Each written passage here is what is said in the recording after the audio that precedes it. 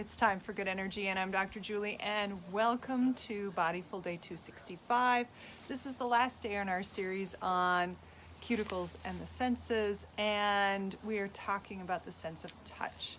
So today we're going to talk about how the sense of touch can be used to heal those pesky cuticles, and how in some sense it can also be a stressor to our ability to heal those cuticles. So before we get started, let's start with the basics. Go ahead and take a deep breath in and release. The next breath in, you want to expand in the belly, expand in the chest, expand in the sinuses, and tuck your tailbone ever so slightly. Take a deep breath in and release. And the sense of touch. So think about one of the reasons why we do have a tendency to pick our cuticles and our hangnails is that they catch on things. The hangnail, they catch on something, they hang on something. So think about the last time your nails or your hangnails got caught on something, and breathe into that. And release. All right, so today is the last day in our series on cuticles and the senses, and we are talking about the sense of touch. So cuticles obviously are going to be, and nails are obviously going to have an important place in the sense of touch. They are what interact with the world. They are what contacts us. It's what we contact the world with. So if there's any irregularity on there, that is going to cause stress. You're going to have stressors due to hangnails. You're going to have stressors due to things catching. Those are going to annoy you, draw your attention away from where it needs to be, and that is energy to heal your cuticles that is tucked somewhere else, that you could be using to fix a shoulder, that you could be using to digest your food well, that you could be using to have patience with your kids. This is all energy that could be used somewhere else. So the sense of touch, what we touch and not having a clean cuticle system, is what can distract us and lead us to stress and needing to bite or chew or rip or peel. So today we're talking about how to get good energy in from that sense of touch. We want to make sure that what we touch with our cuticles and our nails is actually a good sensation. So one of the ways to do that is to put good energy in to your cuticles. Now, cuticles are really important. They are an immune block between your nail bed and your fingernail. So they actually prevent things from going underneath your fingernail and getting an infection at the base of your fingernail. So cuticles are important, and when they're dry and they rip and they tear, that increases our likelihood of getting an infection there anyway, but then also increases the likelihood that we get an infection underneath our nails. So how are we going to get good energy in here? And it's pretty easy. You could basically put any oil on your cuticles and rub it in and have good energy in. But some of them that are highly recommended is vitamin E. So you could go get a container of vitamin E capsules and just poke a needle in, poke a needle of any kind in the top of one of those capsules and just spread a little bit around your cuticles and massage it in. And you could do that every night, and you'd heal around the base of those cuticles because they are growing tissue.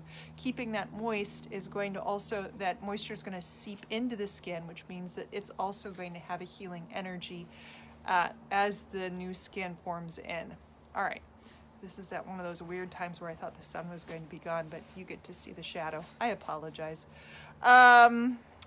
So vitamin E is very good. Almond oil is also very good to put around the cuticles. And jojoba oil that looks like jojoba, or what is called jojoba oil, is also very good. Both almond oil and jojoba oil are very high in vitamin E by themselves. But if you mix jojoba, almond, and vitamin E together, along with a little bit of lavender, because lavender is known for skin healing, Lavender, I think we've talked about this, but there was a very awesome study on lavender essential oil that brought it back into the mainstream. Sometime at the beginning of the 20th century, a researcher was going, hey, you know, these oils must be good for something. They've been used in the past for so long, but we've kind of given them up. What can we do with them? And he got a huge burn while he was in the lab, like the arm, just totally burned up. And he, of course, had been doing his research and reading, you know, old books, and they talked about the fact that lavender was really good for healing skin. And so he basically dropped his arm in some oil that contained lavender. And over the course of 24 hours, I don't know if he pulled it out, I don't know the specifics of that part of the story, but after immersing his arm in lavender oil, after 24 hours, it was significantly healed. And he's like, oh man, that's why these guys have been using lavender oil since the time of the Egyptians. Ah, makes sense. So lavender is great for the skin, and then lemon oil also helps vitamin E. So we get back to citrus and fats. Citrus emulsify fats, which make them easier to digest in the gut, but they also make them easier for the skin to use. So if you put a little lemon oil in with your lavender, your vitamin E is going to be absorbed a little bit better into your skin. And you can literally just make a little pot of that. Obviously, your lavender and lemon are going to be like 2 to 3 drops compared to teaspoons of the almond, the vitamin E, and the jojoba.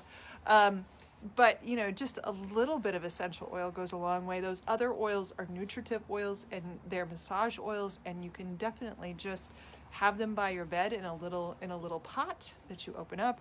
You put that on your cuticles before you go to bed, and you will get a lot of good energy in to heal your cuticles so that they don't start tugging on things as much and annoying you. You aren't caught by going, oh, I gotta chew on this, because they're out of place.